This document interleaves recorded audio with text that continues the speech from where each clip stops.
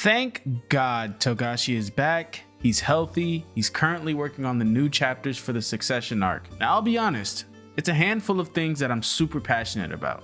Manga being number one, really all art forms in general. Manga being number one, Hunter x Hunter being number two, and anime being number three. So Hunter x Hunter essentially being in all three categories. Needless to say, I have a lot to say. But one of my biggest issues has always been the negative things said about the Hunter x Hunter manga. Not the story, not about the arcs, well, except one that gets a bit too much hate in my opinion, which I have a lot to say about in a different video, but this is about the art itself. Theme of this video is inconsistency. No, not because of the hiatuses Togashi takes in between chapters, which I feel if you're a Hunter x Hunter fan or even a decent human being who's empathetic for a sick man who, quote, has difficulty taking a shit nowadays, then it's just par for the course. But no, like I said, this is purely about the art itself, the line work, the fluidity, the penmanship, which maybe a lot of people don't appreciate like I do. Now, anyone who's followed me on Instagram years before I even started this YouTube thing know that my passion has always been manga.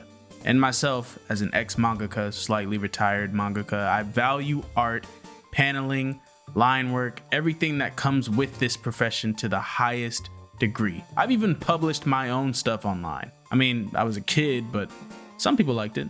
Now, does that make me more qualified to analyze Togashi as a mangaka? I don't know, probably not. But the problem is most people don't value the art form that's in front of them, especially when the anime is involved. Most people don't care to read. I mean, if it looks too far off from the manga or it has word bubbles, some people don't even want subtitles in their anime. Then they just aren't as interested. And like I said, as someone who values this deeply, it bugs the shit out of me. I think Togashi is a phenomenal artist, and I think his inconsistencies not only speak to his range as an artist, which is why some panels can look like this and then the next can look like this. And then some covers are simple and goofy looking, and some are full-on art pieces that belong in a manga museum. Not only that, thematically, it works well with the story progression of Hunter x Hunter. See, Hunter x Hunter starts off as this cute, simple story. We meet Gon, who's this optimistic, happy-go-lucky boy with one simple goal: to meet his dad once and for all. When we're first introduced to the Hunter x Hunter world, it's colorful, exciting. It's like we're peeking into a completely different hidden side of the world. If you think about it, it's as if we're experiencing the new world through Gon's eyes. We feel like the inexperienced, naive child. But the more we're exposed to this dog-eat-dog world that is the Hunter x Hunter Association, the more the artistic side of Togashi starts to come alive. We see the complexities of Togashi not only as an artist, but a writer as well. I think the biggest discourse I've seen downplaying the manga and giving grace to the anime is mostly in the Chimera Ant arc, but specifically Gon's descent into madness in particular. And I've commented publicly on this years ago, and my feelings haven't changed, honestly. Togashi is really good at giving these characters very realistic responses and conveying blending human emotions. There's the scene where Gon first interacts with Pitou for the first time since Kite's death, and Gon is clearly ready to explode. We've already been getting glimpses of Gon's anger starting to boil, but the closer he gets to interacting with Pitou, the darker his face and aura gets. Seriously, he looks like a ghoul with only hatred on his mind. But when they're finally face to face, there's only one small problem.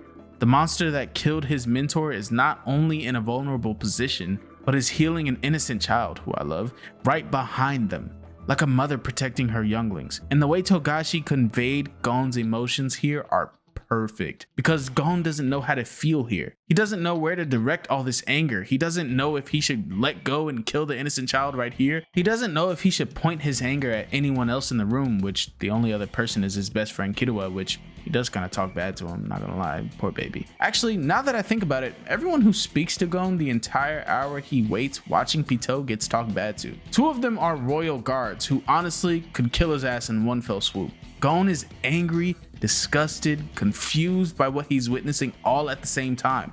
And normally you would think this would be enough to maybe change his perspective and have his "I can't look at him as an enemy anymore" moment. No, Gon cannot forgive Pitou. Gon is disgusted that this monster isn't behaving like a monster this time. He's pent up with all this rage but can't release it on anyone recklessly, like he planned to originally, to the point where he's screaming, "This isn't fair. Why are you doing this?" There are 3 people in this room. Well, 4 if you want to count Komagi, but She's basically lying on the floor dead at this point. 3 conscious beings in this room: Kiru, Pito, and Gon. But only Gon is having such a complex array of emotions that he can't choose which to put on display, to the point where he's actively switching back and forth between all of them. At one point he's crying, and then the next we see him, he's screaming. Then he cuts to anger and disgust. Then when Killua steps in with logic and reason, Gon's deadpan and emotionless, like, I'm fine, bro, you are not fine. And then shit talks Killua. Seriously, this entire situation could have gone completely different if Killua wasn't there like a support dog. And Togashi displays the emotions of everyone in that room perfectly. When it's time to be silly, lines are simple and clean, but it's almost like he lets the rough sketches with pencil go entirely. He just lets the muse take him. Seriously, the line art turns into like this freeform, sketchy mess, but like organized mess that adds to the complex, unorganized, violent display of whatever he's trying to convey. Another small detail that I noticed that Togashi likes to do, if you pay close attention to character design as much as I do, enhancers, manipulators, and specialists tend to have softer, more approachable looks to them, unless they're heartless murderers. In the manga, they're typically drawn with simpler, cleaner, goofy line work, whereas everyone else is a little more complex, sleeker designs. Just that subtle visual storytelling surrounding even the smallest details of nin users, like how enhancers are said to be simple creatures and manipulators and specialists are supposed to typically be the people that draw you in. It benefits their respective affinities. So one more thing I should mention before I go is the narrator's presence and constant yapping throughout the Chimera Ant arc.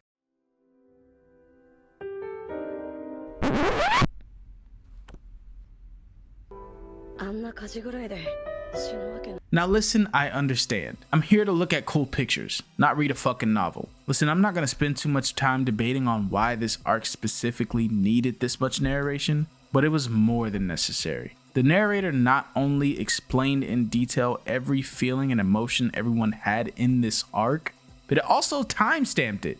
Did you know the entire palace invasion only was 3 minutes long? That was like 20 episodes in the anime. Quite frankly, the narration was some of the most engaging stuff in this beefy arc. Think about every character's development in this arc. We have Gon losing his humanity, Meruem gaining his humanity, Killua gaining a greater sense of independence and empathy, Yuppie's sense of pride and respect, Pito's sense of duty, Poof's rising anxieties and doubts, Knuckles' respect for Yuppie after their encounter, Knuckles' respect for Shoot after their encounter.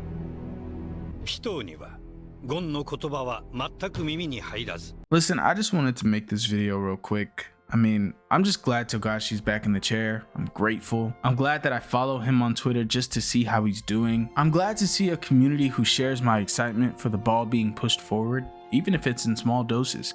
It took me 5 years to find and collect all Hunter x Hunter physical copies. Yes, I could have just found them online, paid a little whatever, and had everything in the span of a week. Sure. But when I started, I figured how fitting would it be for me to find it in person wherever I happen to be and hunt for it on my own. Because to me, this is art worth keeping in my collection for as long as I live. So thank you, Togashi.